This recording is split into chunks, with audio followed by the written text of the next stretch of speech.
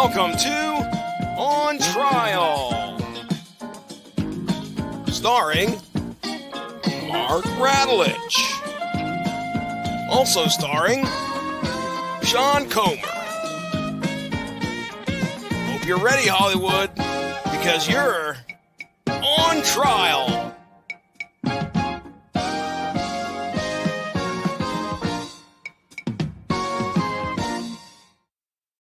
All rise. Court is now in session.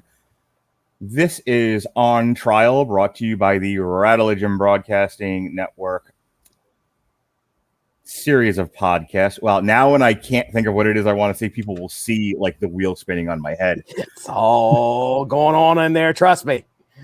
So this is it. This is On Trial. And over there, that's Jesse Starcher. And we're doing a video. How about that? This is the first, like the one I did with my son was the test run of this whole jazz. But this is like the first official Radulich and Broadcasting Network podcast. And we're kicking it off with On Trial. And Sean, who's not here tonight, stepping in is the aforementioned Jesse Starcher. How you doing, Jesse? Doing very well, Mark Radulich. Thank you very much for having me. I think this may be my first time on trial. I can't remember. Do you recall ever me showing up on this podcast before? No. I think Andrew showed up once, and it was actually me, Sean, and Andrew. I think one of us just like played judge. I think Andrew needed to prosecute one of the war movies. And it's the on trials tend to just be me and Sean. That was the way it was structured. Kind of as he calls it, like the Lincoln Douglas debate of movies. I've been on this show for multiple times. You heard me in the intro, Mark. Well done, Jesse. You got me.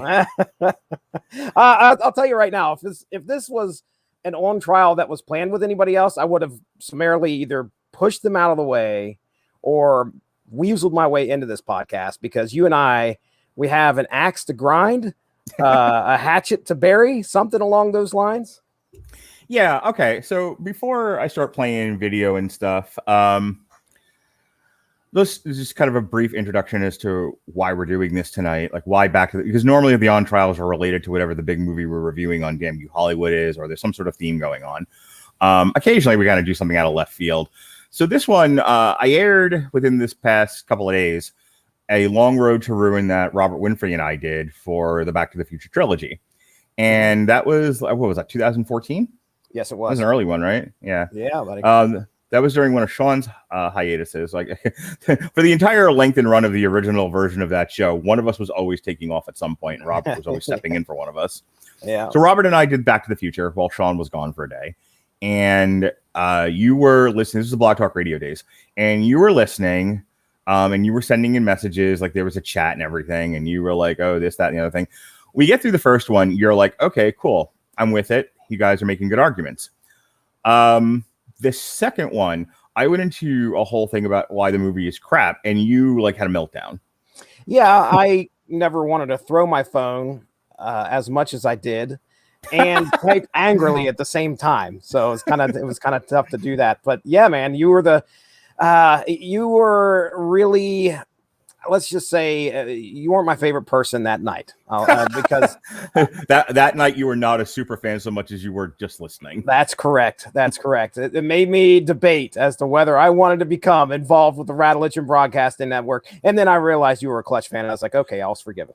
Can I just take a pause for a moment? I'm just now realizing the shirt you're wearing. Oh, yeah. Did you put that on specifically for this? You crazy camera guy, you? This right here is a Kapow the Pop Culture Podcast shirt. In their earlier days, I was a super fan of those guys. Of course, I know most of them around here from Marietta and the surrounding area. Real quick. This is still going to go up on the regular podcast, so we have to be aware that if we're like the thing on screen, like explain it for people who are just getting the audio. Yeah. So what you're seeing here is this is a Dr. Pepper rendition of "I'm a Pepper Too." So they called their fans Jessies just because that I was probably one of the earlier fans of those guys and interacted with them a good bit. So they made a shirt. This is Kapow the Pop Culture Podcast, right? That's right. They made a shirt called "I'm a Jesse," and I was probably two in existence. I own one. And you There wore you it for go. this. And I wore it for this. I wore my to make WrestleMania sure. shirt, which you can get at Target, by the way. Very nice. Very But nice. I'm wearing clothing. That's the whole thing here. That's good. That's this video podcast stuff. I don't know, man. We got to wear clothes. I had put on a hat, cover my bald head, glasses. I got to look professional. I didn't shave, so I apologize. I got a shave and a haircut for 2 bits a couple of days ago, so I'm tight now. Nice. Yeah, in a month from now, ZZ Top.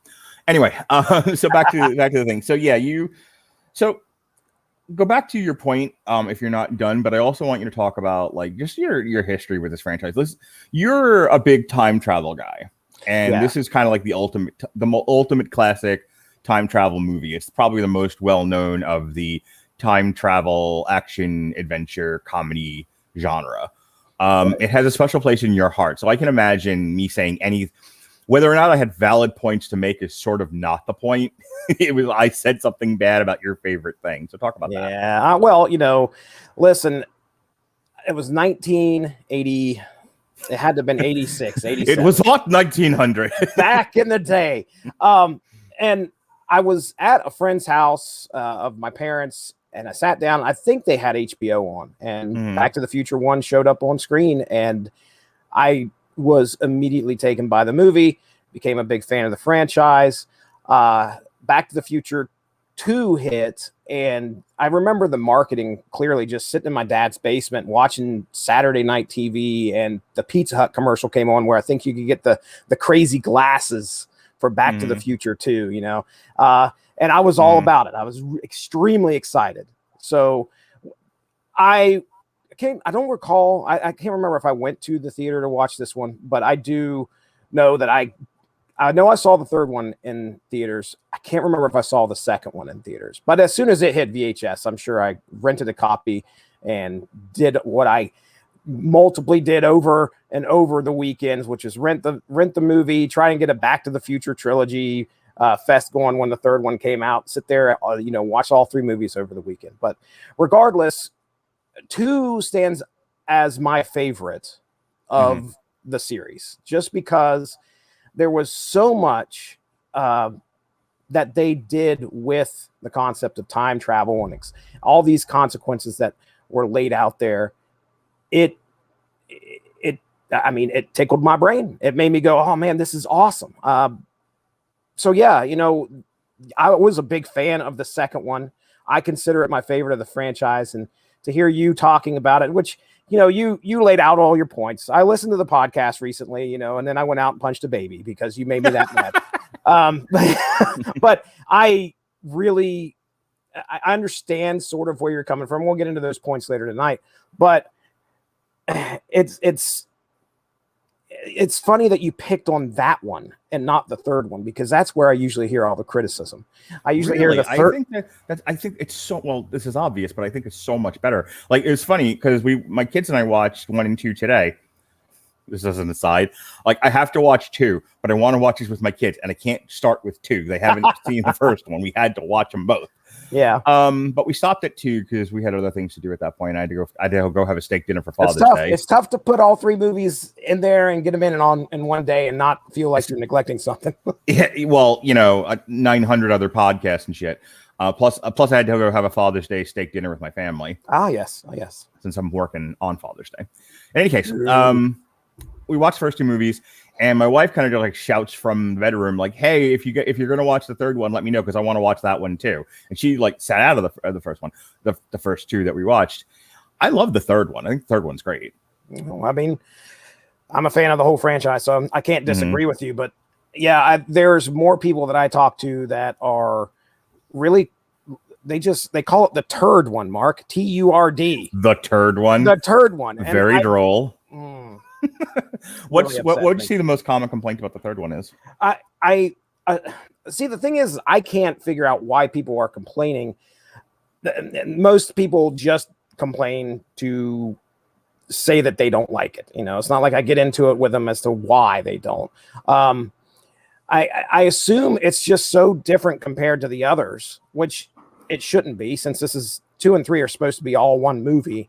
They did the third one with the second one obviously being filmed as well, but maybe it's the dichotomy of the characters. We're at a complete 180 for Doc Brown and Marty McFly, I think, in that where definitely Doc Brown, who's not the scientist quack that we kind of see in the first two, and the third one just seems really different, and it's in the old West. And man, I can remember growing up and not being a fan of Westerns. So I was gonna say, I if I had to imagine what the and I haven't done like a deep dive into it. I mean, honestly, this is your passion project. I'm just here. Welcome to the show. Welcome to the Jesse Show. I'm a Jesse too. I'm a Jesse.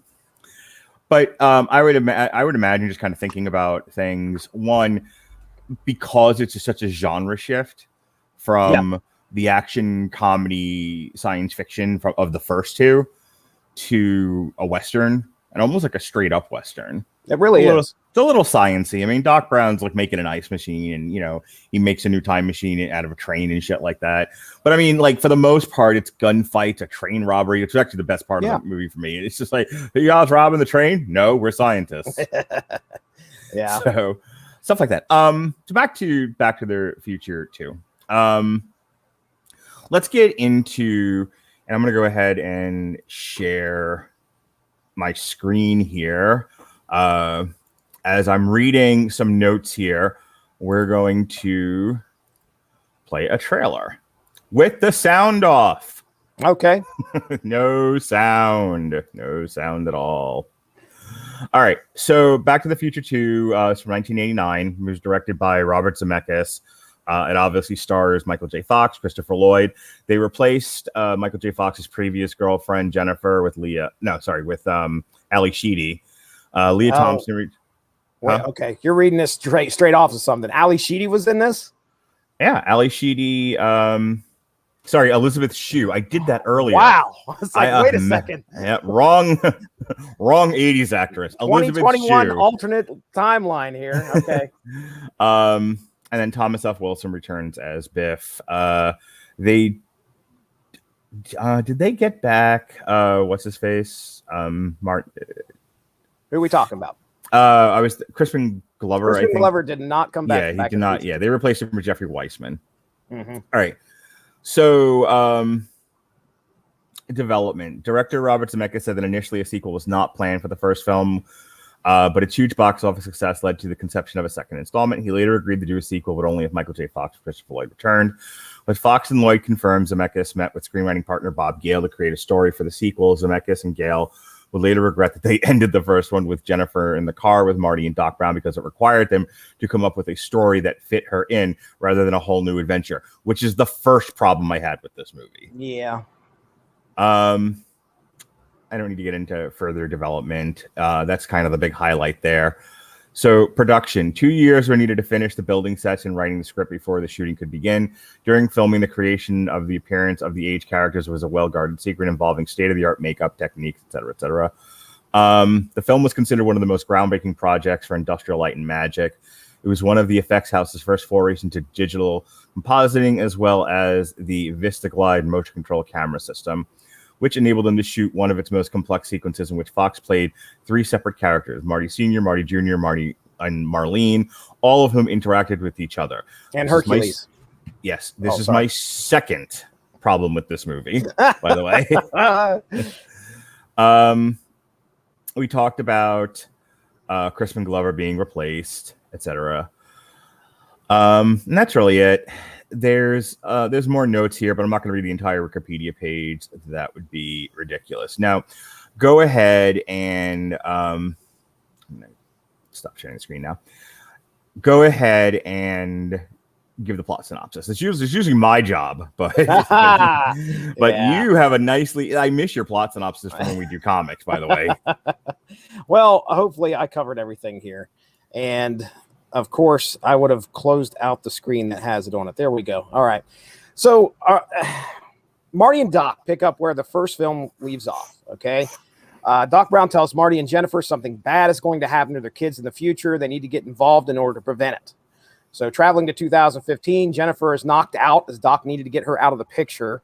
Marty is able to foil the plans of Biff's grandson, but also gets the brilliant idea to take a sports almanac to the past in order to win some money on future sporting events. So I talked about Biff's grandson. There was this big plot where he was going to get Marty Jr. involved in some stuff. That is all averted. However, Marty gets the brilliant idea of taking the sports almanac back with him, and Doc talks him out of it. So overhearing this is one very old and decrepit 2015 Biff Tannen. All right, so keep that in mind. Now, Jennifer, who they knocked out and laid out in the back alley, smart idea. Jennifer, Jennifer is found. She's taken back. She's found by the police, taken back to her future self's house, and Marty and Doc come up with a plan to rescue her. Now, during that rescue, 2015 Biff has found the DeLorean. Well, basically followed it, and then acquires the DeLorean and goes back to give the almanac to his younger self. So he's able to get a hold of the almanac, hops in the time machine, goes back to, that's right, the events of the first movie in 1955. He finds 1955 Biff, gives him the almanac and says, here, this will solve all of your monetary issues for the rest of time. So old Biff returns to 2015, leaves the DeLorean where it was, and fades off into the night. Now, I put fades in quotes there because he does indeed fade. I think it's a deleted scene. You just see him in pain as he gets out of the DeLorean, but he fades off. Marty and Doc return with Jennifer, get in the DeLorean, travel back to 1985, but it is more, let's just say it's a very, very bad version of 1985 when they last left. Okay, Yeah, it's like a post-apocalyptic version. Yes, it is actually known as the Biff Horrific version of 1985. It has a name. It does. Biff Horrific, sir. Perfect. After reeling from the changes of 1985A, Doc and Marty discover the actions of 2015 Biff and make a beeline to 1955 to get the sports almanac back. In 1955, we follow Marty and Doc as they make their way through different events of the first movie, attempting to get the book back. As Marty is able to snatch the book from the windshield of 1955 Biff's car, Marty realizes he will need all the help he can get as Biff fully intends on murdering this pesky thorn in his side once and for all by running him down inside a tunnel. Luckily, as Marty reaches the end, Doc drops down a length of rope from his hover converted DeLorean that Marty is able to latch onto and fly out of the way as Biff careens into the back of a truck carrying manure. Yet again. At the end of the movie, I hate manure. At the end of the movie, while Marty burns the almanac in an attempt to land in severe winds during the famous Hill Valley storm, Doc is struck by lightning. The DeLorean is struck by lightning, Jonas. The DeLorean is struck by lightning. And I wrote it in my synopsis. And he and the DeLorean are sent back to 1885. When a messenger, old-timey messenger, by the way, Western Union, I believe, relays Marty this information in a near 70-year-old letter. Marty seeks out help from Doc's 1955 counterpart, who had just sent Marty's previous incarnation back to 1985. Doc faints, and to be concluded scrolls across the screen. So there you go. That is a plot synopsis of Back to the Future 2. All right. So let's just you and me have a debate, but we don't have to take turns talking. We've done this long enough, you and I, a very long time, as a matter of fact. So let's just you and me have a conversation, but I'm going to stick to my guns, and I'm going to be pretty much all like negative on this movie, and you're going to tell me how wrong I am. Okay.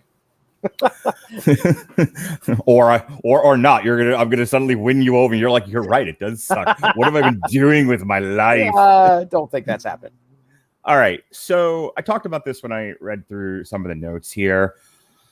Let's start with having Jennifer in the car at the end. Clearly, there was once a time in the film industry where they used to make movies without the intention ahead of time of thinking about sequels. Yeah. I don't know if you know that about film or not, but sometimes people used to just make movies. And if they did well, maybe they would do another one, tell a new story. But generally speaking, you wrote a script. It had, now I'm going to use a lot of technical jargon here. a beginning, a Uh-oh. middle, Okay, one of those. and an end. I need explanations, please. Okay. An opening, a denouement. Stay in frame, Jonas. And a conclusion that resolves the central issue of the plot. Okay. Right? That's right. Okay.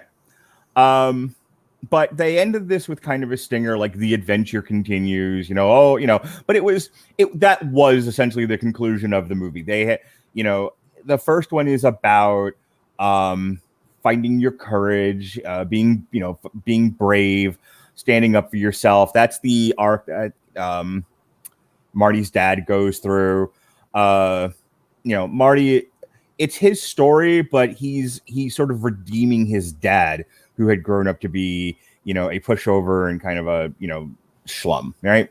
Yeah. So, and all that gets resolved by the end. Marty is able to correct the major malfunction of breaking up his parents. He gets them together, and along the way, his dad,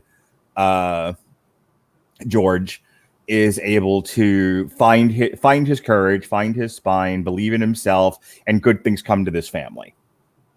The fact that they tacked on the Jennifer thing was like, oh, wouldn't this be a fun thing to do at the end of the movie? Like, there's more adventure here. But but like I said, they really had no intention to do anything else with this. But it did well, and they were like, okay, well, now we're stuck though. They're stuck with Jennifer. So the point of me bringing all that up here is that whole first 20 minutes to a half an hour of the movie where they're resolving the future storyline feels, and I said this in the original Long Road to Ruin, so this is a bit of a rehash, but if you haven't heard it, it's new to you.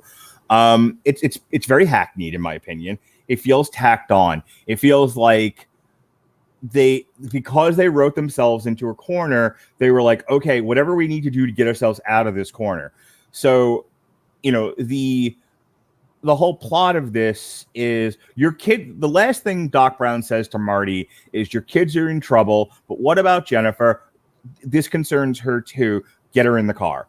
Yeah. And then you get to, and you're like, what could possibly be going on with Marty's children that both of his parents from 1985 need to get involved and come and fix the situation.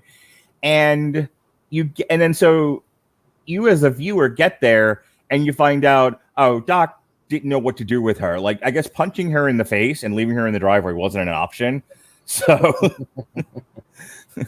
couldn't do that, couldn't be like, well, go home, whore, like that's not an option. Oh, so it's like, throw her in the car, but I really didn't. But Marty, I really didn't need her is the whole thing.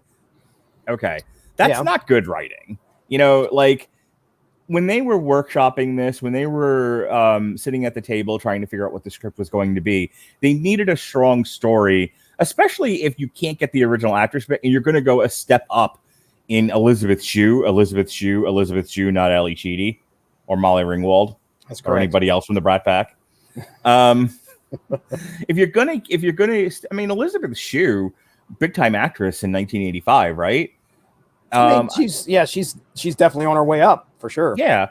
So if you're gonna have Elizabeth Shue in your movie, do something with her. They do nothing with her. She spends most of it in a nap, and when she's awake, she freaks out a little bit. She runs around the house. She meets herself, passes out again, and then they throw her in the car like a sack of trash, and they take her back to the present. Yeah, or the alternate present by this point. I don't think that's very strong writing. You know what I mean? You can jump in anytime. You want to? I mean, you can see me now. So if I see you wanting to talk, I will shut the. Well, no, you're doing fine, man. There was and I don't know how much of this because I didn't see in some of my research, but I did. Probably about 2 months ago, I listened to a book. It was an audio book, as a matter of fact. It was on the trilogy, and one of the things that they were talking about. I want to double check this to make sure it was correct, because it was either Leah Thompson. I'm pretty sure it was Elizabeth Shue. At the time of filming, she suffered a pretty bad tragedy where her brother had actually, I'm going to double check this just to make sure, but her brother had apparently was on a tire swing or some type of a swing, and it came down onto a stick and it impaled him and he died. Oh God. So I want to double check and make sure that this is correct, because if it was somebody else, I'll make I'm going to make a fool of myself. But regardless, if that's the case, okay, she's probably not going to be on the best in the best mindset to be For sure. to do this. So the other thing is that she, if you bring her in, they already had to rewrite something. They already had to rewrite because Crispin Glover had his stance, we'll just say, and he said he wasn't coming back. Supposedly it was a salary disagreement. He wasn't coming back, so they already had to rewrite the script. Now they got Elizabeth Shue involved. The script that they did, okay, sure, they may have been able, I should say, Jennifer involved in the second one and the third one, but the script that they wrote, they may have felt at that point in time that there was, if we're going to keep her in as a character, it's going to take a lot of work for us to make her matter. Really, the Trinity here, let's say a Trinity, but I mean, if you look at it from part one, you got Doc Brown, Marty McFly, and we'll say Marty's parents. Okay, so we'll count them as one unit. Well, half of that other unit's gone, Right. and then you can't really. They probably couldn't come up with a good way to wriggle Jennifer in there as an important character 4, 2, and 3 at the same time. But yeah, so me personally, I didn't mind her being in the car, and then Doc's like, okay, we need you out of the picture for a little bit. Now, granted, she does further the plot a little bit along there as she goes. It gets captured. She gets taken back to her own house, and that's where we learn about the whole Marty being fired, and because he's a chicken, you can't call him chicken, which is a whole other thing. We're still stuck on the force feeding of Jennifer into the shit script. Wait till we get to how juvenile this thing gets. They curse in the first one. Like, Marty says shit a few times. Like, there's something, by the way, my daughter's priceless reactions to some of the more adult fare in Back to the Future. Like, people don't know because it's like, oh, it's one of those, like, kind of childish 80s movies. You watch that thing, man, like, Leah Thompson in a bra. There's a sexual assault. I played the pitch meeting for my kids today. And he's like, and there's going to be a sexual assault there. What? My kids, by the way, turned them into big pitch meeting fans. Oh, wow. Yeah, that we watched the pitch meeting for this, and then for Back to the Future, and then my son wanted to watch the pitch meeting for the Super Mario Brothers movie. Oh no! Hey, we're on video. People can see me pull my collar now. So I just hopped onto Google here, and it's saying that tragedy happened in 1998, which is way after this. So that might be why. So that would not have affected this movie. I wonder why that guy quoted that as being in the anyway. All right. Moving on. So fake news, Jesse. Fake news. Look, I listened to a book. Okay, that's more. Well, you know what I say. Books are for burning. It wasn't the title of an article. I can tell you that much. It was an actual book that I listened to that was inside the book. Okay. Anyway, wipe that off the docket, please. Stricken from the record, Your Honor. Struck. But yeah, man, I don't know. You bring her in, and yeah, she's kind of. They specifically said they didn't want her in the vehicle, but now they've got to kind of. But then you're obligated to write the woman. No, here's the thing. You are obligated to write. You're obligated to write a strong story. Hang on. Can I submit this as evidence to the court? Okay. If you're going to make a movie, you should strive to make it good. I mean, I don't. No, hold on. Now this. That's where I'm like, okay, I don't feel that getting her out of the picture is bad. How is it bad? You just find a way to remove her. They went out of their way to push her in the pool so they could focus on Marty and Doc. Yes. And that they felt was necessary at the time. It's not strong writing, but okay. So we don't spend the next hour and a half debating the one item of this movie. My contention is that basically they wrote garbage to get themselves out of the Jennifer corner, and they misused Elizabeth Shue. I don't care what your audiobook tells you. Apparently, yeah. Okay. All right, that's fine. You believe as a Do you think they wrote themselves out of the corner well? You can say, I mean, like that's a valid point to make. I don't agree, but if that's your point, you can make it. I mean, what's the easiest way to get her out? Okay. Well, she's shoot her in the head. She's knocked out. Bang. Doc has to. You find out that Doc doesn't want her to know that time travel exists, as he does. He doesn't want anybody to know that time travel exists. Right. So, if you bring her in as a companion to Doc and Marty, that flies in the face of everything that Doc Brown believes in.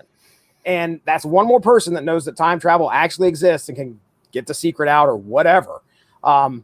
So Doc has to take measures to make sure that he secures the knowledge of time travel until he gets a handle on it. Because right now, everything, since he's built the time machine, everything's within the first time it's used. Well, I should say the second time it's used, it's gone to shit. It's completely gone out the window. So I don't blame him for getting Jennifer out of the way, because if he can convince her it's a dream, which that's what happens, there you go. You have one less person you got to worry about that knows what time travel is. It makes sense for Doc Brown. You know what would have helped them write a better story for your Jennifer? Tell me. Grammarly. Tell me more. If the writers of Back to the Future 2 had Grammarly's AI-powered products, it would have helped them and all people of the world that use Grammarly communicate more effectively. Grammarly helps you write mistake-free on Gmail, Facebook, Twitter, LinkedIn, and nearly everywhere else you write on the web, including your screenplays. Grammarly. Grammarly corrects hundreds of grammar, punctuation, spelling mistakes while also catching contextual errors, improving your vocabulary, and suggesting style improvements. To download Grammarly today, go to getgrammarly.com/W2Mnetwork. Again, that's getgrammarly.com/W2Mnetwork to download Grammarly for free. And these links will be available to you in the description of this podcast, whether you're listening on audio or you're watching on YouTube or wherever else this visual medium may end up in its life. Like it's going off to college or something. All right. So let's move on from Jennifer. Here's my next problem with this movie. Okay. We talked about the technology. This is very George Lucas-y in that George Lucas got his hands for the prequels on some pretty state-of-the-art CGI technology. And as I've often joked that the Phantom Menace is really his digital effects reel. It's not a real movie. It's like his excuse to look what I can do with computers now. Kind of like the new Alfred Hitchcock, like actors schmactors. It's just we'll just digitize the whole thing. It'll be fine. Jar Jar Binks, it's fine. Sell some toys, it's fine. It feels like they were like, all right, step one, Jennifer. All right, turn page. We've dealt with her. She's in the pool. She's drowning. She's dead. Great. Knocked out.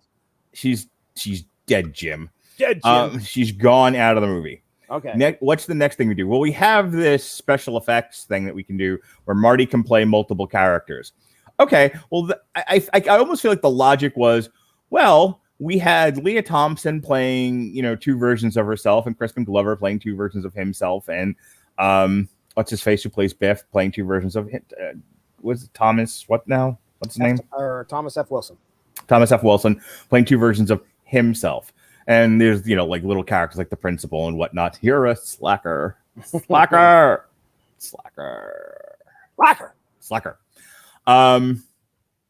Yeah, and that'll be the next point I make is the juvenile dialogue in this thing.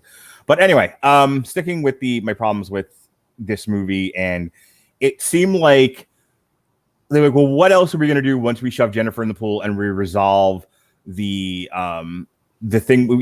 He says the kids are in trouble. You must save your children. Okay, we resolve that. Well, what else are we going to do in the future once we've kind of done things like Jaws 67 or whatever it was, and the Cubs win the World Series, and now we have hoverboards, and 50s diners are 80s diners because it's 30 years later, and whatever. Welcome to video, folks. You woo! I used to have to describe stuff like that. For you people listening on audio podcasts, I made a jerk off motion. Such as my issue with this movie. Anyway, so long story short, too late. They play around with what the future might look like. They do a couple of different bits here and there. We get a fun, chase scene which resembles the chase scene from the first one, which is another issue I have with this movie. But sticking with the use of the technology, it just seemed like they just wanted to. It comes across as hackneyed, like they just wanted to do it. They just wanted to show, look, Marty, Michael J. Fox can play multiple versions of himself, a girl version, a young boy version, this version, that version, and they can all interact, and that's the big headline here. Oh, look what we did. We CGI'd an army. We had Michael J. Fox interacting with himself. Isn't this wonderful? Movie magic. And it was like, okay, but so what? Like, the girl character does nothing. The boy character is not somebody I want to follow on screen. He's, they went out of their way to make him a schlub. They were successful, but he never gets likable after that. It's not like, but if only his father would redeem him the way Michael J. Fox redeemed Crispin Glover, he would be better. Nope, he's a bag of shit through the entire sequence, and you're just glad to be done with him. The girl is a nothing character, and the whole sequence is just an excuse to do it. It doesn't really add anything to the movie.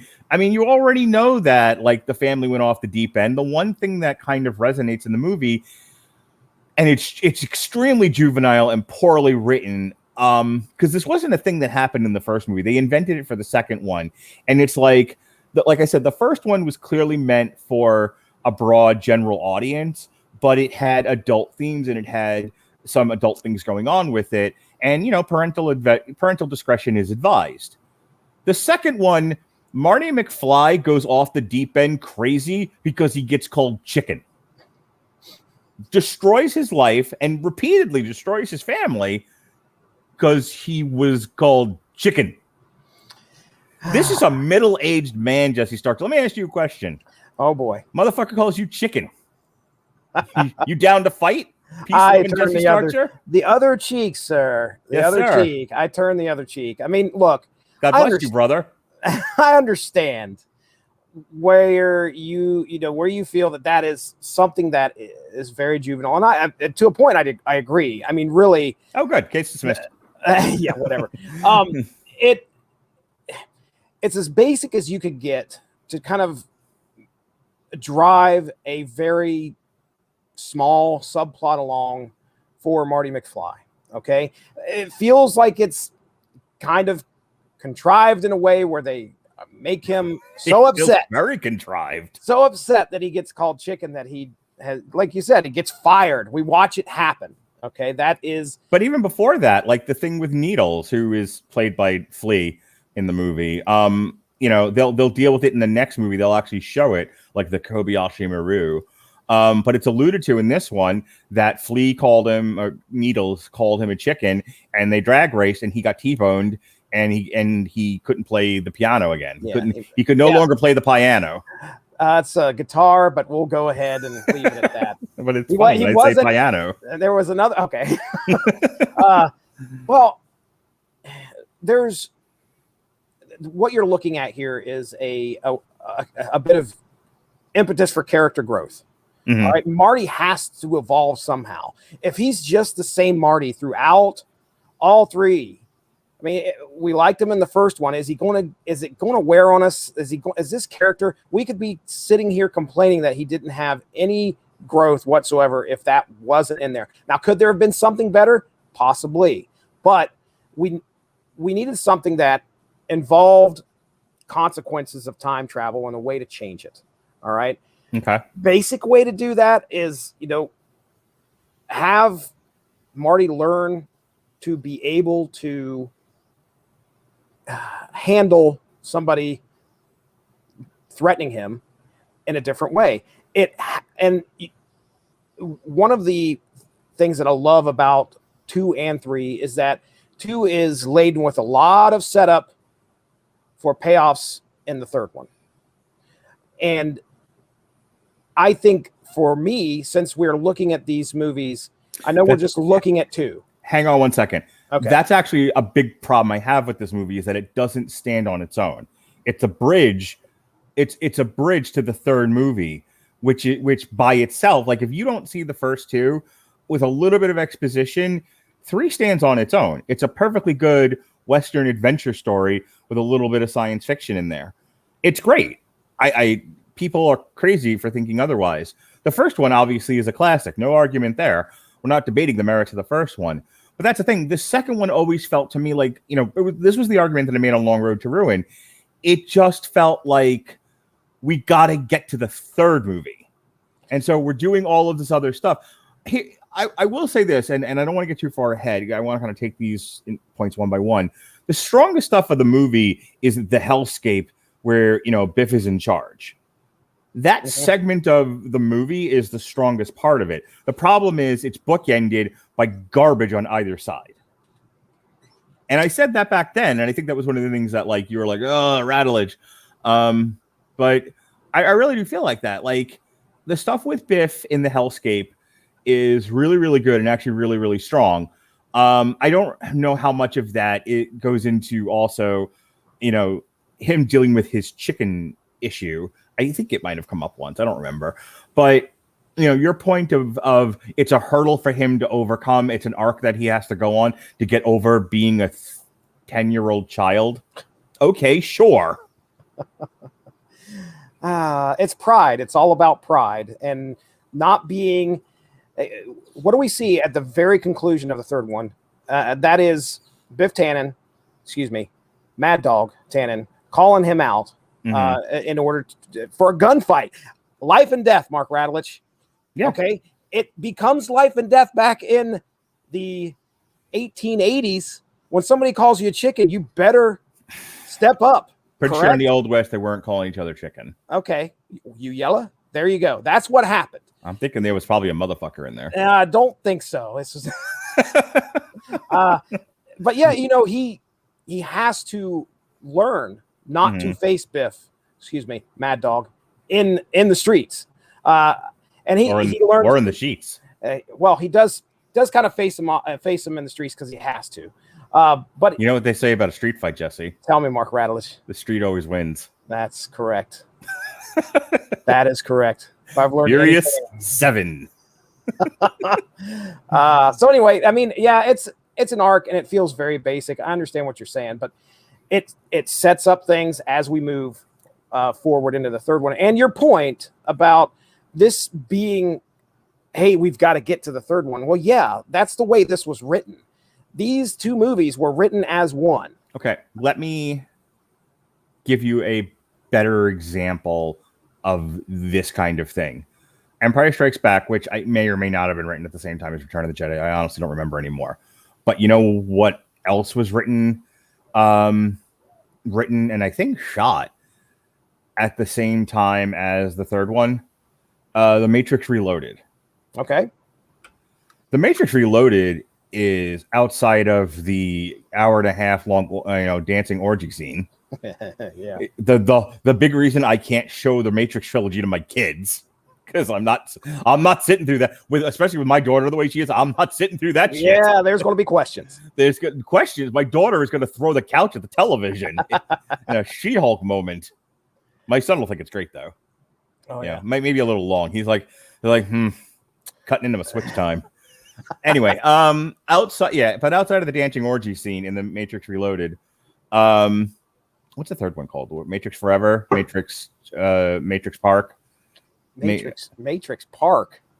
I'm doing bits now. Okay, yeah. the Matrix Jedi. It's Matrix Revolutions, right? That's got to be the third one then, because the second one was Matrix Reloaded. Reload, yeah. So Matrix Revolutions is the third one. Okay. Anyway, I want to say when they knew, kind of like very similar to Back to the Future. The first one hits, they're like, well, there's got to be more. Hey, remember this one, Jesse? More dinosaurs. Yeah, for you people first time listening to this, More Dinosaurs is a bit that I came up with when we reviewed the Jurassic Park trilogy. It means that when when something hits with a studio, they don't ask about what works and what doesn't work. They just know that a thing was popular and they want more of it. More is spelled M-O-R-A, by the way. Remember you sent me a onesie that said more dinosaurs on it? Oh, yeah, I did. For Lily, I think it was. Was it for Lily? No, it was for Jonas. It was for Jonas. Mm-hmm. Moving on. In any case, so with the Matrix, like the Matrix 2 is a strong movie that doesn't feel like they're just in a fucking rush to get to the mall, to get to the third one. Yeah. There was a story they were telling, and it does have a cliffhanger ending, but I still think the Matrix 2 stands on its own.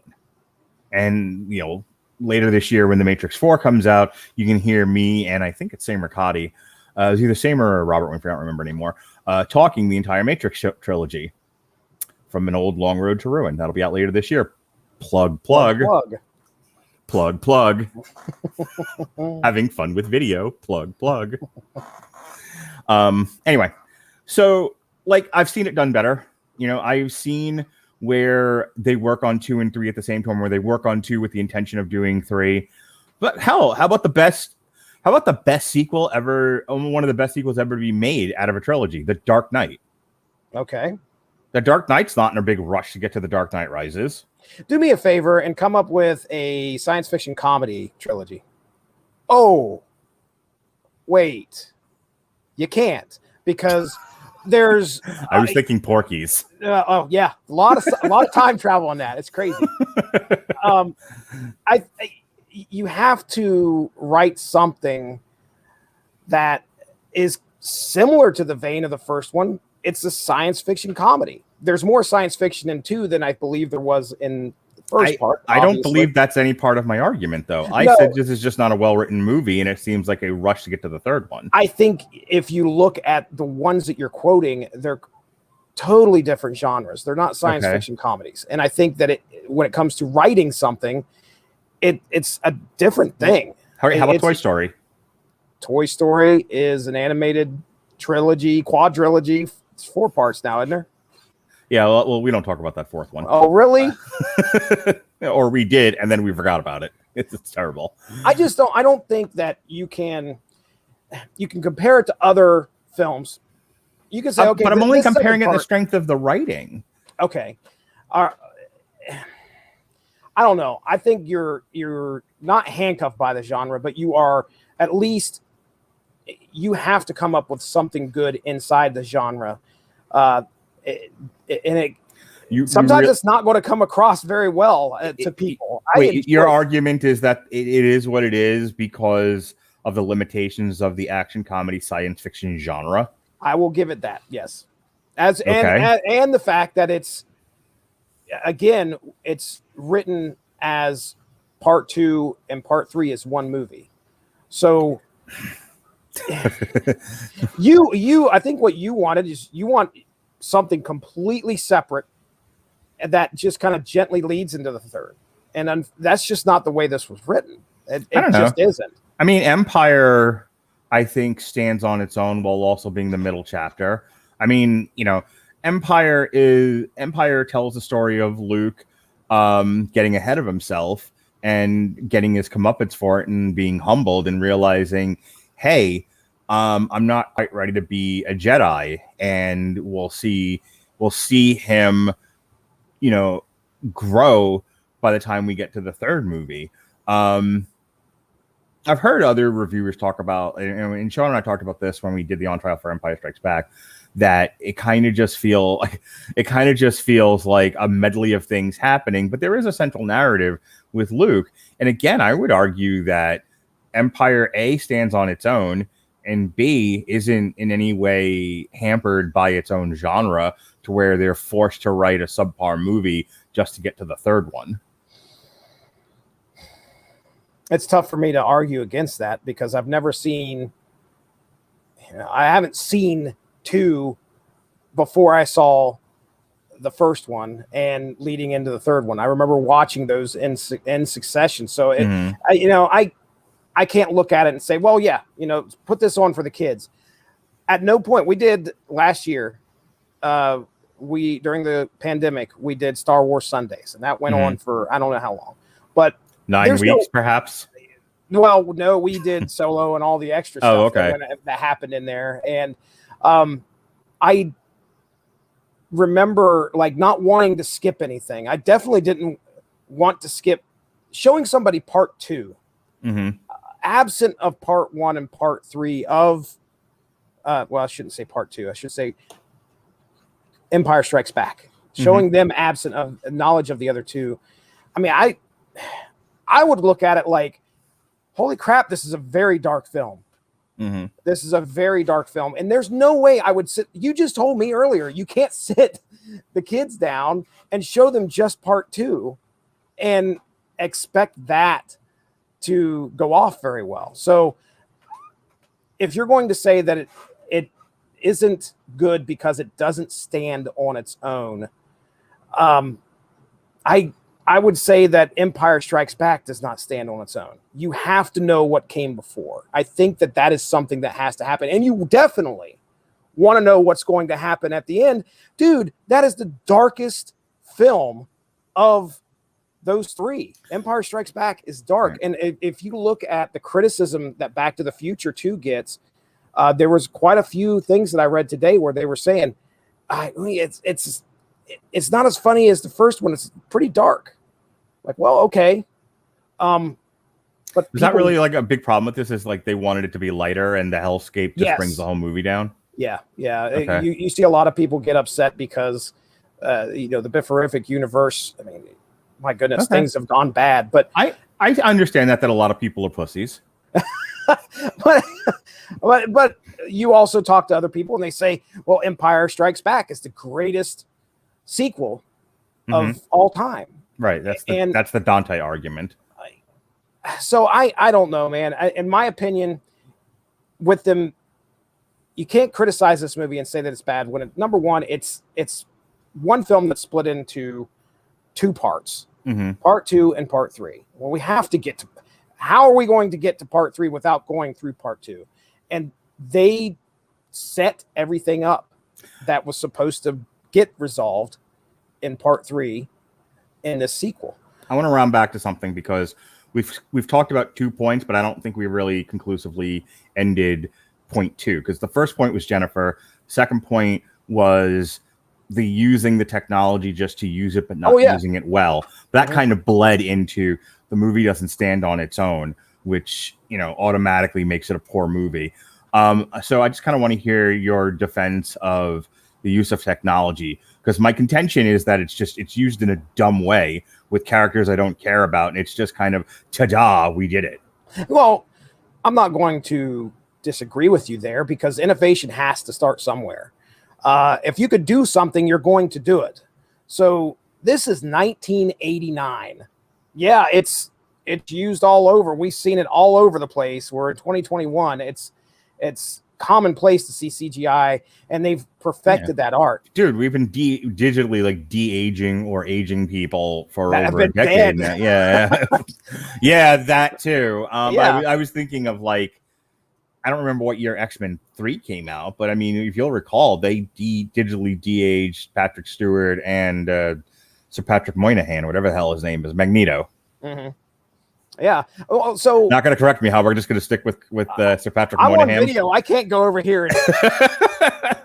Oh, the fuck he's talking about.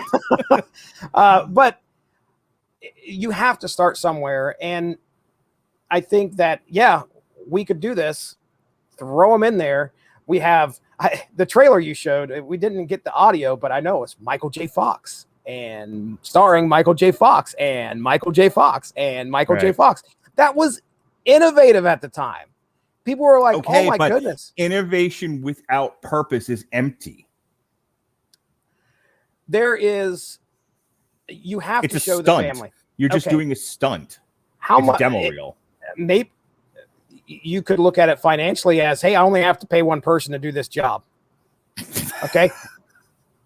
All right. But what of the story, Jesse? What about the art? The art. What of the story? Don't you understand? Yeah. Well, we got to meet his family. I mean, that's clearly we need to learn about the children. It set it up in the first one. Something's got to be done about your kids. Okay, we only needed first. We needed to meet Marty Jr. and we needed to meet the daughter because I think because he says children. And I don't know if they even specified at the end of the first one. I don't remember any. That was hours ago before my prime rib au jus. It's your kids, Marty. It's your kid. Yeah. Right. Okay. So we don't even. Could have been 2 boys. Could have been 2 girls. Could have been conjoined twins for all we knew. Oh yeah, that'd been interesting. That'd been some CGI. Yeah, it would have been. So there was clearly a decided thing they were going to do here of his kids are going to be played by him, which is a playoff of the first one where the actors were playing younger versions of themselves. But the actors played younger versions of themselves because it was a fucking time travel movie. Well, let me ask you a question. You have 3 children. Yes. They clearly have some of your genetics. Yes. They clearly have some of Mindy's genetics. Yes. By the way, can I tell you how put it on a t-shirt Mindy has worked its way into my normal like vernacular? I love thinking about that. I say to people at work, people have no idea who the fuck Mindy is, but I just say it as like a common turn of phrase now, like blah blah yakety schmackety. Put it on a t-shirt, Mindy. I love how like people at your job must just be like so accepting and be like, oh, there he fucking goes again. I think earlier today when I was recording with Harry Broadhurst of the Kickoff, I might have yelled out, "Shout out to you, guy!" Golf clap. The Radulich and Broadcasting drinking game. We'll say a catchphrase. You yell out bingo. That's right. Anyway, that's fucking fantastic. So, it just genetics. Yes. Yeah. Your kids. I've seen your kids. They bear some resemblance to you. They don't look like the milkman. My kids look somewhat like me. My son, though, is not like the spitting image of my actual face, nor is my daughter the spitting image of her mother's face. I was just watching an old home Neither video. one of my kids look like one of us in drag. I was just watching an old home video with my mom yesterday. Okay. And she was in drag? No, okay. No. Not going off of that. I think I was 11. So I was the age my son is right now. And I came walking into frame and I thought it legitimately was Caleb because I wasn't obviously I knew it couldn't have been, but I was like, man, you look at that kid. Time and travel. That was me back in 2000 or in 1990, 1989, whatever it was. Mm-hmm. And I believe in some aspect of that. Yes, what I think that they decided was, look, your kids are going to look like you. This isn't that far-fetched. We have the technology. We can build him better. They are, so they bring in Michael J. Fox. Hey, you into dressing up in drag? You into dressed up like your kids? Well, who isn't? Well, yeah, he's like, I've been doing that for years. So I personally, it doesn't bother me. I mean, yes, they are kind of throwaway characters. There's obviously nothing else we have to do with the rest of the family. Mm-hmm. Other than we just got to get that portion of Marty doesn't like being called a chicken. We got to set up the accident in the third film, and we got to get Jennifer the hell out of there. But look at this crazy world, Mark. I mean, they went into 2015. You are immersed into some of the craziest technology. They're thinking 25 years ahead of its time. It would have been nice to explore that world a little bit more. Well, and do other things with it other than kind of pointing at a sight gag. It's going to cost some money to do that. So they're like, well, how about we just, here's everything. Here's not Times Square. My goodness. Hill Valley. Now see, I'm failing. What was the name of the, this town square, basically? Mm-hmm. They got to show you everything around there, the Hill Valley of 2015, but you just can't continue to do that. So they brought it home and they showed his family. You wanted to know, you wanted to see.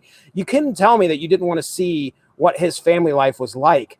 Here's this kid with all these hopes and dreams. That's set up in the first one. He wants to become a rock star. He wants to be established. Film should be a staircase. Things should build on each other. It shows you that he failed. If you're just throwing things in there to do them, like always, or he's like, oh, it just isn't this funny. I think that's my central argument. Like, if someone was like, could you just, like, why do you hate Back to the Future 2? I just feel like outside of that cherry portion in the middle that deals with the Biff hellscape, can I tell you how Biff's the most interesting character in this entire movie? The murderous rapist? Yes. Yeah. I mean, and I want to get to that real quick, but I want to close up this point. You know, the stuff, they don't explore the future world at all. They really don't make good use of it. It's just kind of it's just shallow. It's a very shallow movie, which, hang on, I'll go ahead and make the argument that who cares? Like, obviously, I mean, go back to our like Cruella review. We talked about that being a very shallow movie too, and people loved it. We talked about Joker being, you know, a movie filled with depth, and people preferred Cruella, and I wanted to walk into traffic. Robert Winfrey's not here right now, so I can say this without being yelled at. Inside Out, Minions made more money. People enjoyed it more, even though it had all the depth of this phone. Video. It's flat. Take a drink every time I do something visual that people on audio are not going to get. Yeah, that's going to be a tough transition. No, I keep doing a bit about it, because I'm a silly goose. Anyway, my point being, I don't feel like the family stuff. It was just kind of there, but there's no depth to it. It doesn't really add anything to the movie. And what it does sort of lend itself to in terms of depth is very juvenile. You know, we talked about it before, like the chicken thing. I'm gonna give you the last point on this, and then we got to talk about Biff. Yeah, that's fine. I'm going to just kind of accentuate what I said there before you kind of closed up on that point, which is, you know, it does show you that Marty McFly is going to turn out just like me and you, some schlub who's going back to work day to day, dealing with bosses, supervisors, and has, you know, 2 kids that are tired of his shenanigans. Well, number one, I love how, you know, the phone rings and the daughter kind of takes her Google Glass off or whatever. Dad, it's for you. You know, it's that stuff that we all experience as fathers. And when you're looking at Marty McFly, why couldn't they hire an actress to just play his daughter? Why did we have to waste the technology on a nothing character? For 90 people that would come up to you and say, why did we have to do this? There's 100 that's going to come to you and say, why not? Why not? Why not Marty McFly dressed up in drag, acting like his own daughter?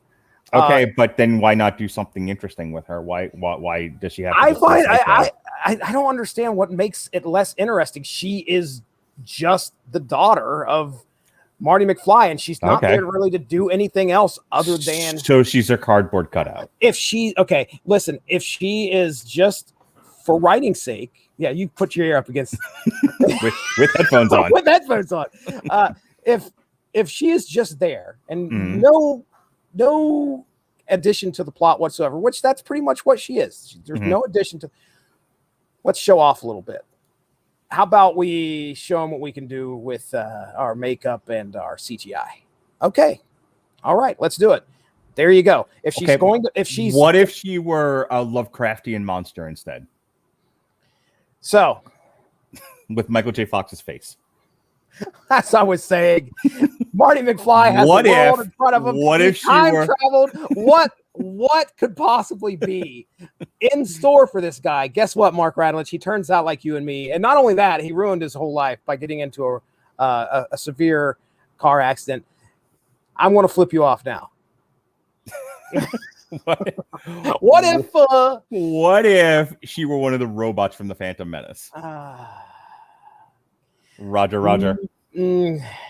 Hercules, get Eddie Murphy in on this. I feel like they did more. I feel like they made more use of those characters. They actually had personality. They built it around. That was the whole movie. Just move. What was the next thing we were talking about? You talk about. I mean, here's the thing. Like I said, the Biff story is actually the most interesting thing about this movie. Like the idea of this guy got cheated out of his bully life by a Crispin Glover who finally found his spine. And then he went into middle age, and he became a schlub, and he was kind of a little afraid of George. What if he strikes me again? That sort of thing. And then he grows to be an old man, and he's kind of looking back on his life. Like, I kind of want, the problem with these movies is that they treat every single one of these characters, I said before, like cardboard cutouts. Everyone's a caricature. Old Biff, I kind of wanted to get to know a little bit more. And I wish we had spent more time with him, because he has an awesome revenge plot. He's like, what if I could change my fortune? What if I could give my younger self this almanac and I can make all my dreams come true? I could marry Lorraine. I can get rid of George. I could have all the money. And I could run this town, run it inside out. Right? That's great. Like, I have no qualms with any of the Biff stuff going all the way through that whole, honestly, my biggest complaints, like I said, are when they go to 2015 and then when they go back to 1955. Mm-hmm. The middle part where they're in 1985 hellscape, the what do you call it? The Biff-horrific universe? Biff-horrific, yes, sir. The Biff-horrific universe. I actually don't have a major problem. Like, Leah Thompson's great as like an abused wife. It's like, I brought this on myself. Alcoholic. Yeah, she's fucking, she has an awesome, it's just like, what about these? I didn't want them. Yeah. When man boobs help you do an impression.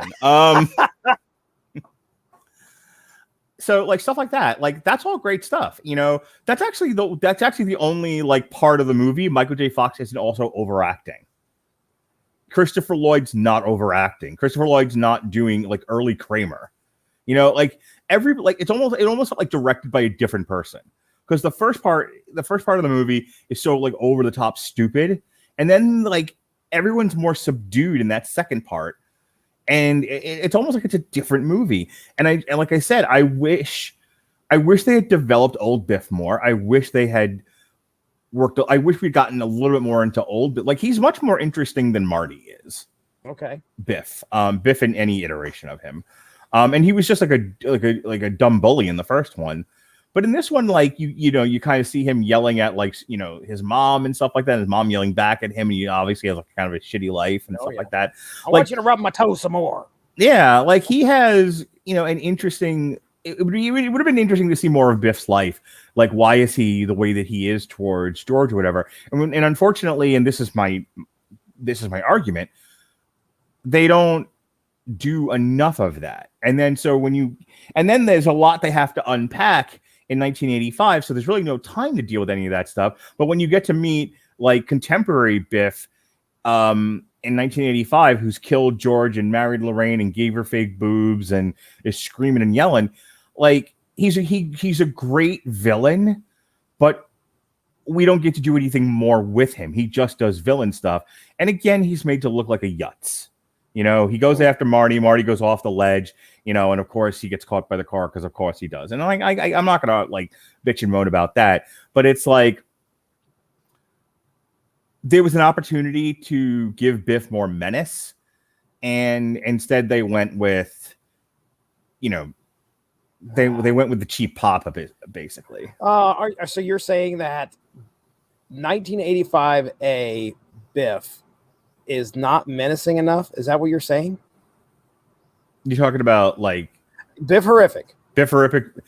Biff could have been more menacing. Is that what you're saying? Yeah, he could have. I think they undercut him by how they resolved that scene with Marty going off the edge. Okay, well, no, it was goofy, and it made him look like a yutz. And I kind of wish it was framed a little bit differently, to where Marty really was in deep shit. And I wish the resolution was just less goofy. Okay. And Biff didn't lose. He just didn't get to Marty in time. Instead of Biff thought he won and he didn't, and he gets made to look like a putz.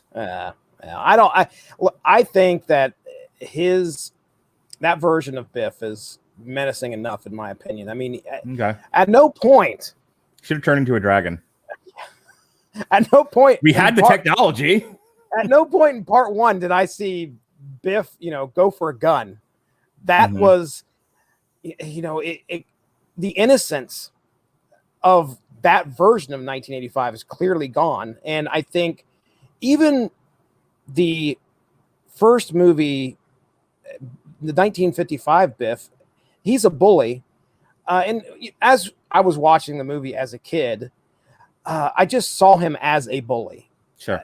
You look at it now and you're like, he really stepped over the line quite a bit. He was about to rape that girl. Yeah. Allegedly. Because you could say that maybe not. He was just going in for a kiss, whatever. But no means no. Yeah. You look at him in 1955, he's just this overbearing bully.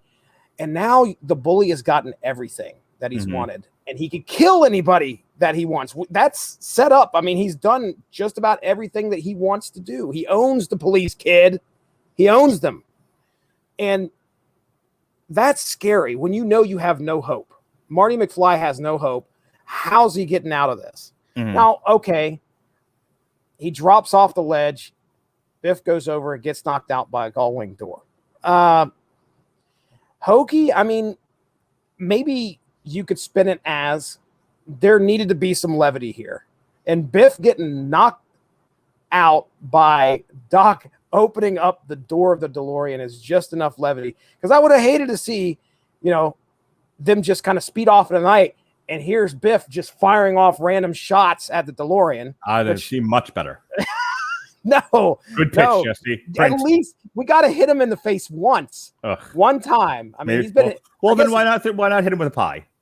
Doc Brown flies up with the car, pie in the face. Yeah, he's just shooting randomly in the air. Oh my gosh. Falls into the hot tub. No. Comes up, he's licking his lips. He's like, banana cream. There's a lot of cartoon elements that I appreciate of this series. If that was in there, I would not like it. I would say no. I don't see what the difference is. Well, like I said, I think it's a little bit of levity. You get to see Biff sort of get his comeuppance, and he gets punched in the face. He's out for the count. So, I mean, he's menacing enough, in my opinion. He's scary. He's the guy that was the bully in the first one, and now there's no stopping him, or is there? So there you go. I'm all right with that. Last thing we're going to talk about, and then we're going to close up for the night. Okay.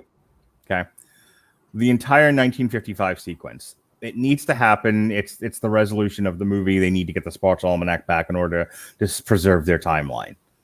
Okay? Your premise is strong. I'm with you. All right. The problem is this is yet again the gimmick that never dies. It's, oh, look, Michael J. Fox from the first movie running this way. Michael J. Fox from the new movie running this way. Oh, look, they ran past each other. That's wonderful. Ooh, it's beautiful. No, sir. You put it back in your pants. Zip it up. I will not. Stop. People listening to the only audio. What did he do? I gotta find. Did he really? Gotta find the video. Find the video, ladies and gentlemen. Did he pull his dick out on the video? Because I don't want to look, but I gotta see if he did. No. Launching the Patreon just for that. Behind the paywall, my penis.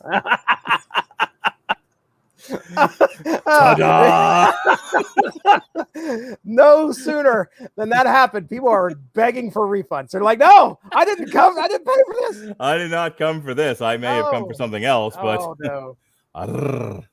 No. Oh, look, I used to just do the perm, but now I can do hand motions with it. No. And jazz hands. That's a whole different dimension. Oh my, we are in 4D now, baby. Woo! Anyway, just for the sake of time, my big gimmick, problem. You mentioned gimmick. I did. It's really that whole third sequence is really gimmicky. No, it's innovative. You say gimmick, I say innovation. This is. At any point in film, can you think that this happened? They were able to. Hey, we have time travel. That is a plot device we are going to use. We're going to use. According to my daughter, way too much of it. Yes, I saw that. And in my conclusion, I will address her. But there is. Should I get her? Should I bring her on the podcast? You can listen later. This 40-year-old man would like to yell at you. I'd like to address you, please. So there's at no point in film history can I think of, and I'm not the biggest film buff, but they did this so well. They used plot devices such as time travel to go back into the events of the first movie, show it in a different light, and actually forward the plot along of the sequel. Okay, And I don't disagree with your premise. Okay. That's a fun premise. That's an interesting take on the idea. I'm not sold that it couldn't have been executed better. And I think it's not executed in the most interesting way. I feel like it was, we got to show this really famous scene from the first one, but let's twist it around. And they just like, this is essentially my argument for the first part. It's essentially, let's do this. And there was no more thought given to let's just do it. Not in what kind of creative way can we do it? What can we do with this scene that reveals something about it we didn't see before that adds to the plot in some really rich way? It's just, what if we just turn the scene around? No, they absolutely use that last bit. That last bit. Stop it, Mark Radulich. Tune into the video, ladies and gentlemen. Mark's making a fool of himself. But yeah, you cannot you cannot say that wasn't used as in order to forward the plot along, because there's the point where it was 1955 Biff, and our Marty that we've been following here calls him a chicken. That comes up again. All right. You may not like it, but it does. And he was going to have it out with him. But I think Marty went through a little bit of character development because he learned that I think that doesn't even happen, because he's about to face him and he ends up getting knocked out accidentally by his other self when the door comes in and slams him in the face. I mean, that's legitimately funny, but I'll laugh at a pie in the face or a door in the face. Sure. But there's a lot of that part that has to go forward. Specifically, I mean, the end of it, obviously, they have to get Doc going back to 1885, and we have to lead in. 1955 has to lead into the beginning of the third movie where Marty goes and finds Doc. So it's essential to the plot. Everything that they did there, they had to get the book back, and 1955 Biff of that first movie has the book now. So I consider it well done, because we now have two plots from two separate movies interacting with each other. And yes, they were interacting with each other. They're going this way and they are going that way. But yeah, these are plot, it has to be done. It has to be done. Damn it. Sorry. I'm a child. So this is the first podcast that you have done on video with somebody else on the other end. I know you did one with your son. Yeah. I watched that. Has there been anybody else on the podcast? No, we are busting a cherry here, sir. Both of us. Learning a lot tonight. I am making valid points. I am structuring my arguments, and then there's me on this side. I could sit there a week ago and not see your face, and then get distracted talking to you about some kind of metal album or something. I'm gonna I've got to deal with this. Fucking future on trials, I'm gonna be holding up hold it up and dingbat, screwball. Best of luck, Sean Cover. This is the last time I'm on this show. So anyway, I consider it. Yeah, I consider it essential. You say that it's hey, look what we could do. I've never seen it before, and I think that's what makes me a fan of this film. Is there's so much stuff that I've never seen done. I will agree. Placing novelty ahead of filmcraft, and I think a lot of other people did the same. Okay, I mean that's an argument. It's not one that's going to win anything here. Well, we don't have anybody here to really make a judgment. That's Sean and I joke about that all the time. I'm like, okay, so probation. Things like that. Sometimes we both agree, like, yeah, no, let's execute this film. Yep. But I think, let me say, I'm going to make my final kind of just overall argument, and then I'm going to give you the last word, and then we'll talk a little bit about the music just briefly. Wink. And then we'll get out of here. That's a setup for the next ad read. Better write down, get your pencil ready, write down that time. And dead air silence on the audio version. What could he possibly be doing? I want Sean to watch this and be like, we got to get rid of Radulich and all his goof. Why did I tell him about this? Yeah, we could have just left him in a stationary box. Anyway, mwah, Sean. Anyway, I've really made all the points that I feel like need to be made about this. Just in short, I don't feel like the writing is strong. To me, it's hackneyed and juvenile. I feel like not a lot of thought was given to what they were doing with characters, and in some cases, it was sort of insulting to the actor what they did do. Where there was an opportunity to really get into your villain and the best plot of the movie, they kind of ran away from it to do more silly stuff. And in the end, where the novelty is concerned, it's interesting, but once you get past the novelty of it, and I think that's the first few times you see Marty running past himself from a previous movie in a previous time, it's fun and it's interesting. And when they do it 50 times and it doesn't really move the movie along in any real way, it just kind of goes back to no one seemed to have given this movie a whole lot of thought other than we got a budget, we got a timeline, and we got an ask from the studio, and we have notes, and let's just get this done. The first one feels like a Steven Spielberg, Robert Zemeckis artistic passion project. It's a story we want to tell with actors, with great actors we have telling this story. The first Back to the Future, I think if I thought hard enough about it, I could find fault with it. I can find fault with anything. But I would agree that it is a classic. And one that, like I said, I watched this morning with my kids, and I really enjoyed it. Like, I didn't think about what if anything bothered me about it. The second one almost feels like a mockbuster ripoff of the first one.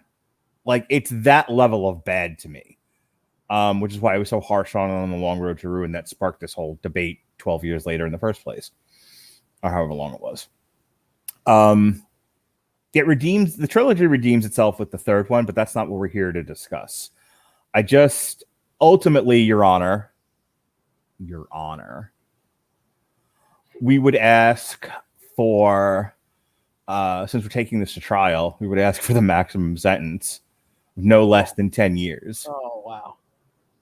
No one should be able to watch this movie for 10 years. You hate this movie, and it makes me so mad. It makes me so upset. Make your final argument, sir. Okay. All right. Well, I had a score of notes here, and we covered a good bit of them. There's a lot of bright spots. Is there anything you didn't cover? Because now's the time. I'm doing it.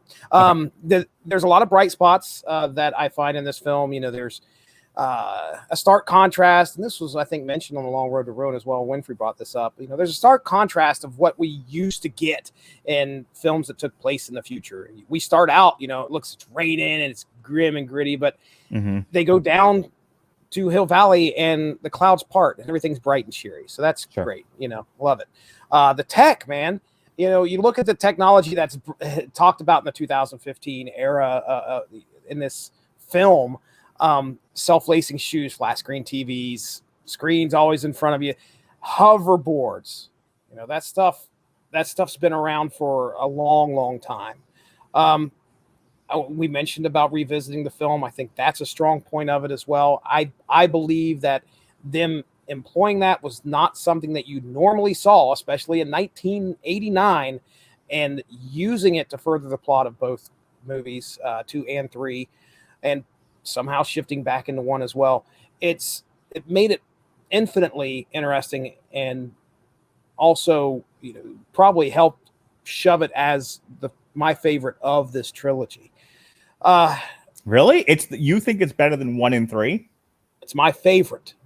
I don't know if it's better, because talking about better, we've already discussed all the reasons. And if you've listened to this podcast, I don't criticize the writing very often of the films. I enjoy Back to the Future 2 just because of the journey that I'm taking on. I go back to the past, I go to the future, I go to an alternate timeline, Mark Radulich. How many boxes are we checking?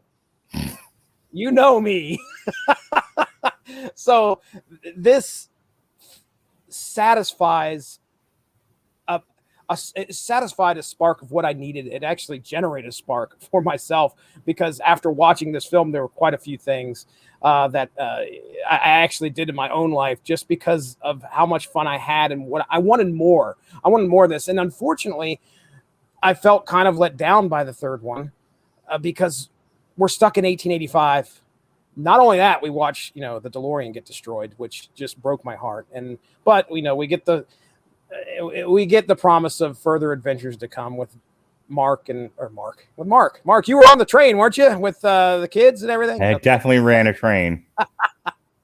All right. So in conclusion, I'll finish up by reading what I wrote here for in conclusion. It's only 3 paragraphs, so just bear with me. Just kidding.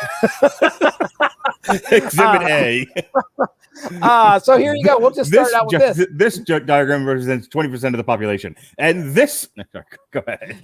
I'll start it out with what I was talking about earlier.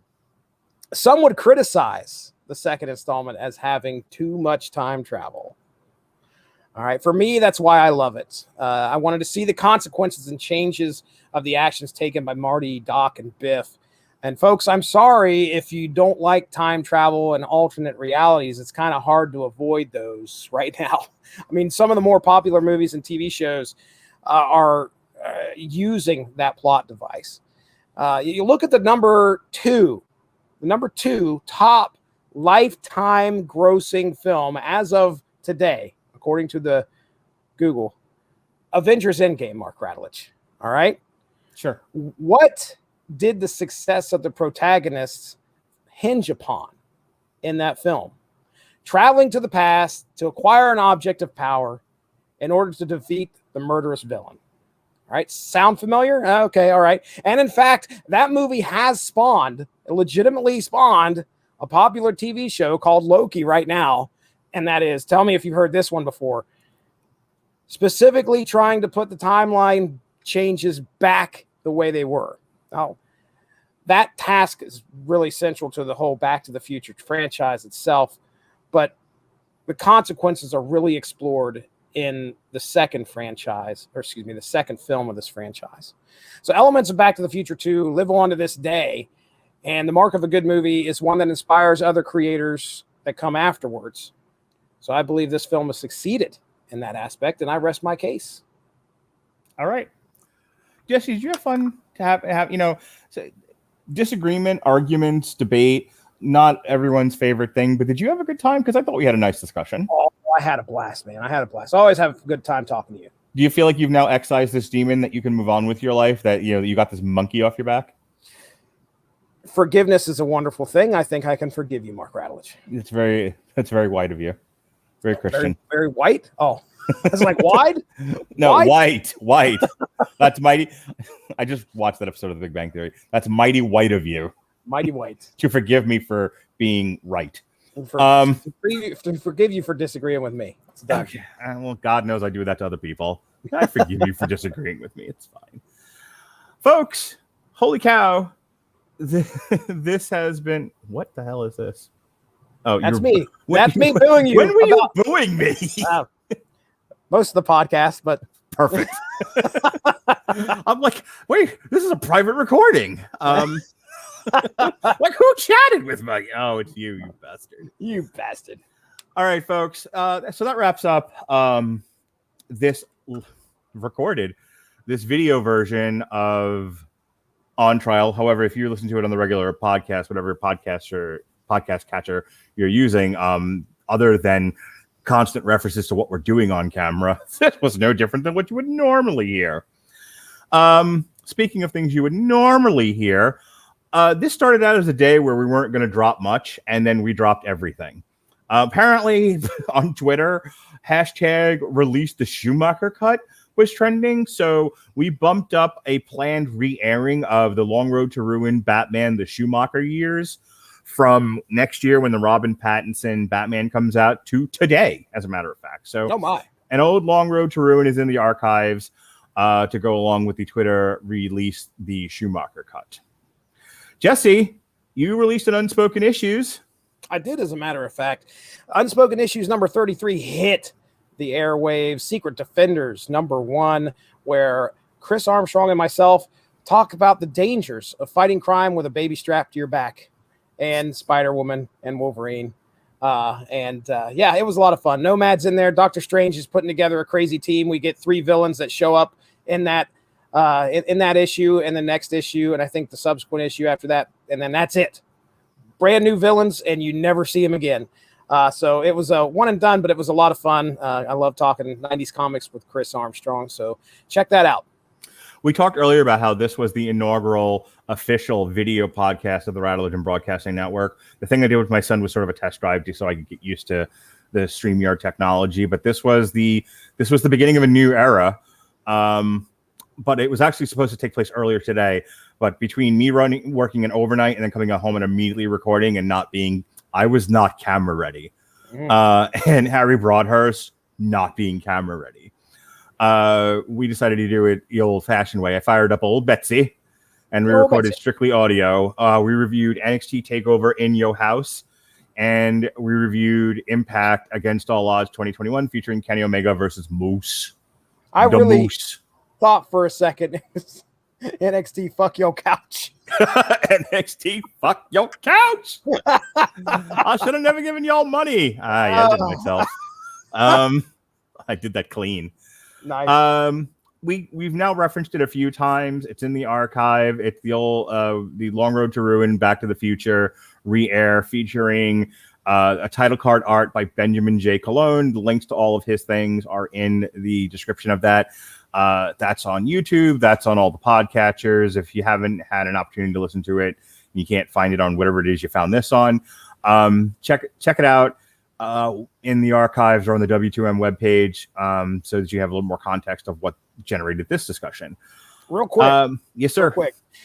We did this on a Wednesday. All right, right? Yes, is sir. Is it airing today as well, as soon as we get everything done? It'll air shortly after midnight Thursday. Now, I know this kind of took the place of we had a themed Back to the Future week, and we were going to do some stuff with Back to the Future music. Yeah, boy, did that fall apart. That quickly fell apart. But where could maybe they possibly find the soundtrack at? Oh, you're so right, Jesse Starcher. You could. I mean, we were gonna play around with the Back to the Future soundtrack, and the Back to the Future soundtrack featuring Huey Lewis and the News. No Huey, no news, no sir. Thanks. No thanks. No sir. No sir. No way. No way. Sorry, Neil. I know you're watching, buddy. I need that shirt. Maybe I'll wear it on the podcast. Like, Oh, I got them all lined up. Me and you, when we start doing this thing, we're going to be talking about each other's shirts. Do you know how funny it was earlier? Because I had to, make sure that I was appropriately dressed for this. Like going to turn to my wife going, what of my many t-shirts should I wear on the podcast? What says Back to the Future? Her answer to me was, motherfucker, you still... That's how she starts every conversation. that's with the hand, with the gun motion and everything. My thug wife. Very Caucasian wife. Got thug life and thug wife. Just thug life right here. Anyway... I did that at work the other day. I was like, I tend to do a lot of the gold dust thing, and I did that at work, and the woman was like, anyway, she was like, if you start buying t-shirts for the podcast you're doing, I have a Back to the Future t-shirt for the Back to the Future podcast. She was like, I'm going to kill you. And I'm like, no, we have a mortgage. I'm not doing that. Please. I promise. Specialty t-shirts for every podcast for the 500 I do in a week. I don't own one Back to the Future shirt.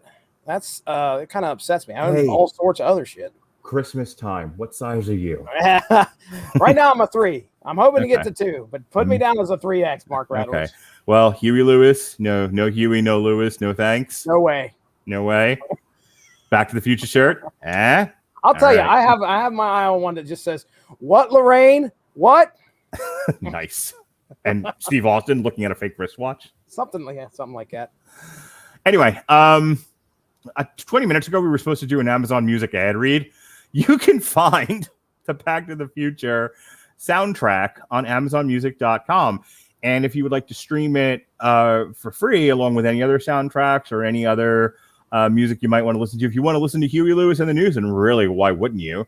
You can check out our link at getamazonmusic.com/W2M network. That's getamazonmusic.com/W2M network to stream Amazon Music. Get a free 30 days. If you like it, you keep it. You pay the monthly fee like you would with any streaming service like Apple Music or Spotify.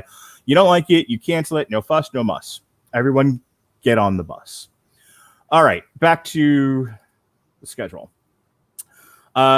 Jesse and I did our Green Jelly review, Garbage Band Kids on the Metal Hammer of Doom on Monday. Tomorrow, I love you. Tomorrow, myself, Alexis Hana, and my daughter, Lily, who's a big fan of musicals, will be reviewing In the Heights on Damn You Hollywood.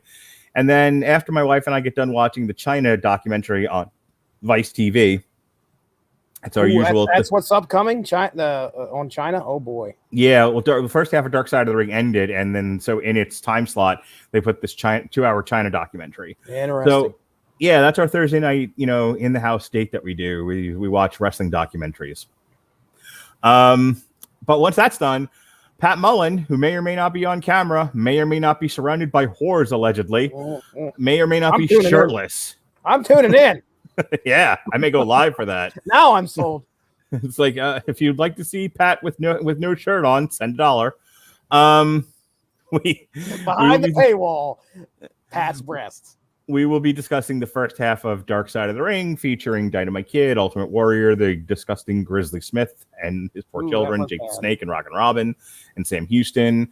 Collision in Korea, Outlaw Mud Show, Deathmatch Wrestler Nick Gage. Ooh, that was a rough one. Yeah, Brian Pillman, they're all here, and we're going to talk about them on Dark Side of the Ring TV Party, Season 3A. On Friday, Chris Bailey. We'll have a re-airing of Inside Out to coincide with the release of Luca, which was getting a theatrical release, but is now going to be strictly Disney Plus, not even premium Disney, because fuck Pixar. So yeah, Luca's airing on Disney Plus, so we're re-airing our old Inside Out Damn You Hollywood review. And in the evening time, once I get back from the Fate of the Furious, the last one, we finally got to the end of the series, my kids and I. We've been doing this for 6 weeks now.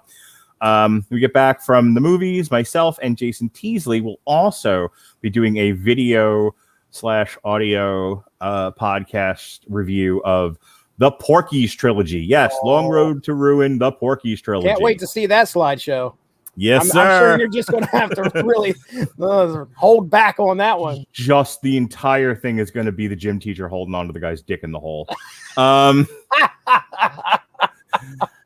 Because Jesse Starcher made me, we'll have a re-airing of our Pantera retrospective on the Metal Hammer of Doom from a million years ago. And then to coincide with the release of Luca, Everyone Loves a Bad Guy re-airing of our show on Pixar villains. So that'll be fun. Next week, we've got reviews of the first volume of the Sweet Tooth book that the Netflix show is based on. Myself and Ronnie Adams will be talking that. We're doing a review of Luca. Both my kids will be on the Luca review. My son demanded it. He pointed it out in his contract. He's like, yeah, I have to do one cartoon review. And I'm like, you couldn't read a month ago. What is this written in Crown? Tuesday the 22nd, we're threatening to do yet another edition of the Four Kings of Boxing, this time on Marvin Hagler. We'll be allegedly reviewing WWE Hell in the Cell. And Evan Bevins, he's still really excited about the Mighty Duck show, and he's the only one. So we rescheduled that. It ended at the end of May. That's fine. We are going to review it on June 22nd. Kind of doing a special favor for Evan because he was super excited about that and then was kind of sad when it all fell apart. Metal Hammer of Doom returns to its regularly scheduled time and theme. Possibly programming. We'll be reviewing the new Fear Factory Aggression Continuum. Continue. CONT. Aggression continued. Yes. And then Ronnie Adams is coming back for the TV party on season 1 of Sweet Tooth from Netflix. All right. So that's it. That's all my podcast. When's the next trivia game? When is the next Unspoken Issues? Yeah. So Tripped Up Trivia. Alexis, Hana, and myself are getting together this coming Saturday, and we have a league of people that are going to be on there. Actually, I know. You have a league of extraordinary gentlemen. As a matter of fact, there may be one lady as well. So we're getting together. I've got my questions like 90% done. Knew all the answers when I first started, but I had to develop questions afterwards, and that took a long time for some reason. But anyway, that's recording on the 19th to coincide with the Black Widow movie. We're doing our Tripped Up Trivia on female superheroes. So kind of keep an eye out for that. That'll probably be recorded on the night. Well, it will be recorded on the 19th, probably air the 26th. So be ready.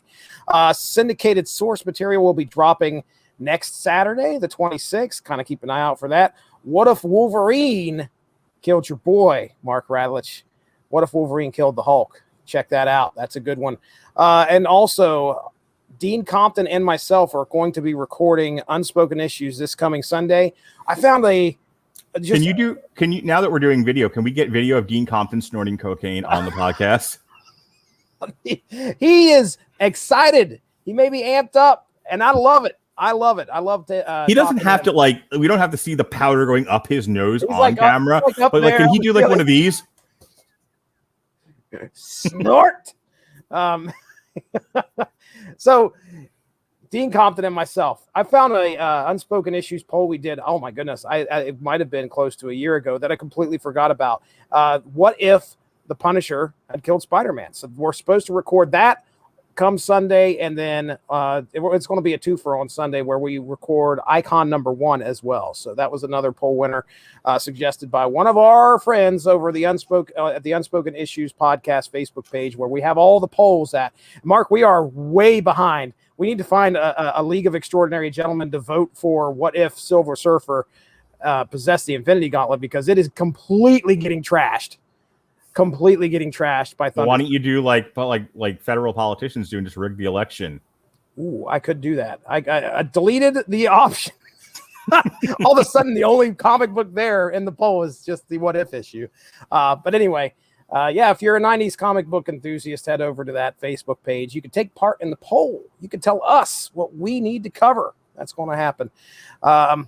I think that's it. That's all I have on my agenda. At some point, I'm going off of vacation pretty soon. We'll see what the light looks like at the end of the tunnel for my essentiality. Hopefully that'll be getting brighter. Okay, I gave it 2 weeks. Maybe I get back and they're just like, no more overtime. You're free to do whatever you want, Jesse Starcher. I've always been free, but look, hey, you can't tell, but I just made money fingers on the podcast. All right, folks, that's it. That's our review of Back to the Future Part 2. Court is now in recess. For Jesse Starcher, I'm Mark Radulich. It says so. Wrong hand. It says so. Damn it. I can't figure it. There it is. It says so on my screen. Yeah. Wait, no, this way. Be well. Yes, sir. Be well, be safe, and behave. That.